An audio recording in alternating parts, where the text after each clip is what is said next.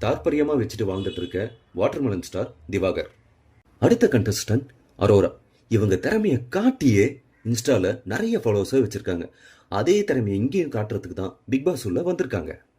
அடுத்த contestant FJ அதிசயம். இவர் சுழல் வெப் சீரிஸ்ல நடிச்சிருக்காரு. அது மட்டும் இல்லாம வாயிலேயே போடுவாருங்க. அதாங்க ஆதி ட்ரூப்ல வாயிலேயே பீட் பாக்ஸ் போடுவாருன்னு சொல்ல வந்தேன். அடுத்த கண்டஸ்டன்ட் பார்வதி. இவங்கள செல்லமா பாரு பாருன்னு கூப்பிடுவாங்க. இவங்களை யாருமே பார்க்கலன்றதுக்காகவே அதுக்கேற்ற மாதிரி ட்ரெஸ்ஸை போட்டுட்டு வந்து பாரு பாருன்னு சொல்லுவாங்க. அந்த அளவுக்கு இவங்க ஃபேமஸ். இவங்களும் இப்போ இது உள்ள வந்திருக்காங்க. அடுத்தது துஷார். இவர் பார்க்கறதுக்கு பிடிஎஸ்க்கு பேக்கப் கொடுக்குற மாதிரி இருந்தாலும் பட்டுக்கொட்டை பால் டப்பா ஏகப்பட்ட இன்ஸ்டாகிராம் ஃபாலோவர்ஸ் வச்சிருக்கிறனால இவரும் உள்ள வந்திருக்காரு.